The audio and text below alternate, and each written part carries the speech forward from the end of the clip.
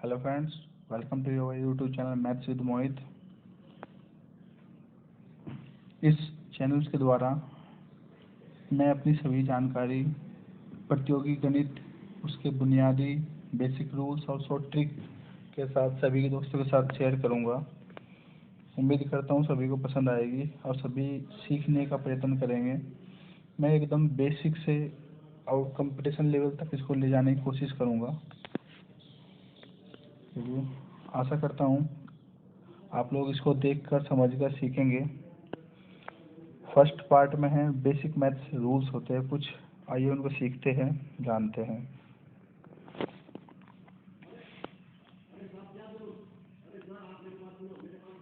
चलिए, जैसे कि आपके सामने दिखाई दे रहा है मैथ्स बेसिक रूल्स पार्ट 1। सबसे पहले हम मैथ्स के अंदर जब भी एंट्री करते हैं तो सबसे पहले हमें जोड़ने, घटाने, भाग देने का पता होना चाहिए, क्योंकि कुछ लड़के ऐसे भी होते हैं कमज़ोर, जो जिनका बेसिक नहीं पूरी तरह स्ट्रॉन्ग हो पाता, तो वे इस चीज़ों को नहीं समझ पाते और क्वेश्चन के अंदर छोटी छोटी गलतियां कर बैठने के कारण उनका आंसर गलत आ जाता है। आइए चलिए इनके सीखते हैं। बेसिक नियम में सबसे पहले एक जोड़ का जो नियम होता है, वो नियम कहता है कि धनात्मक संख्याएं, जो धनात्मक संख्याएं होती है, वे आपस में हमेशा जुड़ती है। जो भी धनात्मक संख्याएं होगी वो हमेशा जुड़ेगी आपस में। जैसे कि 3 + 4 तो 7 होता है। ओके।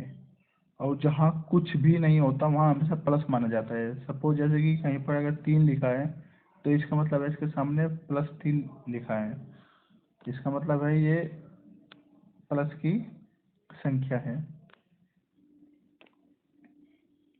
चलिए, और जहाँ ऋणात्मक होता है वहाँ हमेशा दोस्तों माइनस लगता है।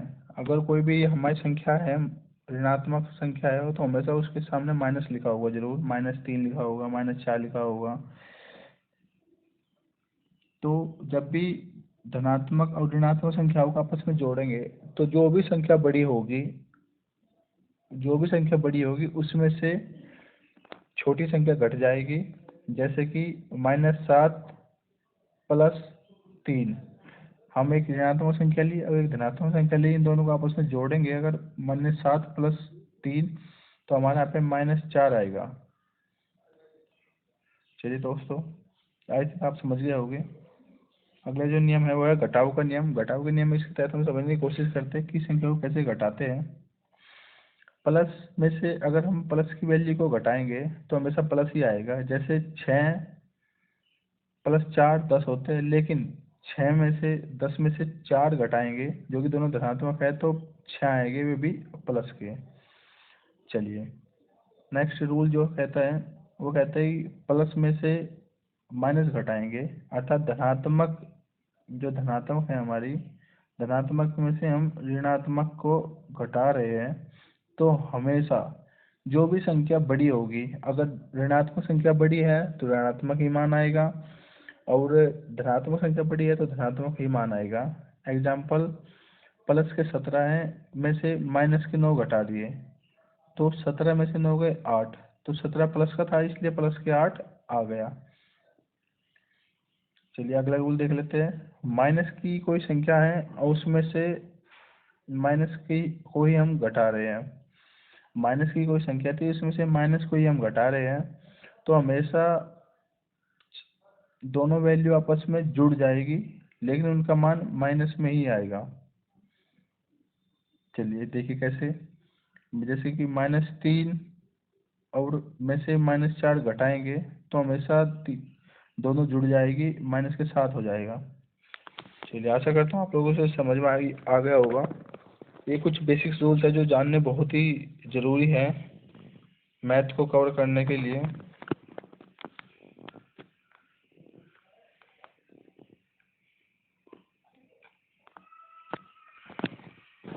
अगले जो रूल नंबर 3 है वो है गुणा का नियम। गुणा का नियम क्या बोलता है कि कभी भी कोई भी प्लस की संख्या होगी और उसमें प्लस की संख्या से ही गुणा करेंगे तो हमेशा मान आपका प्लस में आएगा। एग्जाम्पल, 2 × 3 = 6। चलिए, नेक्स्ट है दोस्तों, इसके साथ के साथ आप एक, जैसे मैंने नोट्स बनाए हैं इस तरह का आप अपने नोट्स भी बना लेना, नोट्स से ही बहुत अच्छी तैयारी हो पाती है। ये मेरा अपना एक खुद का अनुभव है, और मैंने जितने भी अपने दोस्तों को देखा है जो कि काफ़ी हाई लेवल्स की एग्ज़ाम की भी तैयारी करते हैं, वे भी उनके भी बहुत सारे नोट्स रहते हैं, तो मैं भी उनसे भी हेल्प लेता रहता हूँ, और अपने खुद के भी मैंने कई सारे सब्जेक्ट्स के नोट्स बना के रखे हुए हैं। चलिए अगला करते हैं। अगला है कि यदि प्लस की संख्या होगी उसमें हम माइनस की संख्या से गुना कर देंगे। यदि प्लस की संख्या होगी और उसमें माइनस की संख्या से गुणा करेंगे तो हमेशा माइनस की ही मान आएगा। जैसे कि प्लस के 2 है गुणा माइनस के 3, तो हमेशा माइनस के 6 आएगा। हमेशा माइनस की ही संख्या आएगी दोस्तों, कंफर्म है कि इसमें कोई डाउट नहीं है। चलिए आगे बढ़ते हैं। अगर कहीं पर माइनस गुना प्लस होता है तब भी माइनस ही आता है, अर्थात माइनस चाहे इधर हो चाहे उधर हो, हमेशा माइनस की ही संख्या आएगी। जैसे कि -2 × 3 = -6। चलिए नेक्स्ट, अगर कहीं पर माइनस माइनस की गुना होती है तो दोस्तों ये दोनों प्लस हो जाते हैं। मैं गुना की बात कर रहा हूँ, जहाँ जैसे एग्जांपल -2 गुणा -3 बराबर हमेशा -6 होगा। लेकिन यहाँ पे माइनस नहीं आएगा, यहाँ पे दोनों माइनस से माइनस कट जाएगा, तो यहाँ पे +6 बच जाएगा दोस्तों। नेक्स्ट, इसमें एक रूल हम नोट कर लेते हैं। अगर माइनस की गुणा समबार होती है तो हमेशा प्लस की ही मान आएगा। जैसे कि -2 गुना -2 तो सिर्फ प्लस का 6 आएगा। लेकिन अगर माइनस की गुना विषम बार हो रही है, अगर जो माइनस की जो ऋणात्मक संख्या है उनकी गुणा 3 बार हो जा रही है तो हमेशा मान माइनस में आएगा। फॉर एन एग्जाम्पल, 2 गुना -3 गुणा 4 गुणा -2 गुणा -3, तो हमने इसमें देखा कि माइनस के इसमें एक 3 हो गया, एक माइनस के 2 हो गया, एक माइनस के 3 हो गया। अर्थात माइनस की जो संख्या है उनकी मल्टीपल आपस में 3 बार हो रही है, इसलिए यहाँ पे 144 वो भी माइनस का आएगा। 2 × 6 = 24, दूनी 48 या 144, 144 तो आएगा बट वो माइनस में आएगा क्योंकि 3 बार माइनस की संख्या है। नेक्स्ट लेते हैं -2 गुणा 3 गुणा 4 गुणा 2 गुणा -3। तो यहाँ पे हम चेक करते हैं माइनस के 3 सिर्फ 2 बार है, अर्थात समबार है। और जब माइनस माइनस 2 बार समबार गुणा होती है तो हमेशा प्लस का मान आता है, तो प्लस के 144 हमारा राइट आंसर हो गया। चलिए दोस्तों, अगला हम जो रूल है, रूल नंबर 4, वो है भाग का नियम, कि हम माइनस और प्लस की जो संख्या है उनको हम कैसे भाग देंगे। इसमें एक नियम है दोस्तों, आप ये साथ के साथ अपने नोट्स भी बना लेना बेजरूर, और अपने नोट्स बनाकर चैप्टर वाइज टॉपिक वाइज बनाना सीक्वेंस से, आपको हमेशा आसानी रहेगी। चलिए, डिवीजन का रूल कहता है कि यदि अंश तथा हर के चिन्ह समान हो, यदि अंश तथा हर के चिन्ह समान हो तो हमेशा मान धनात्मक प्राप्त होता है।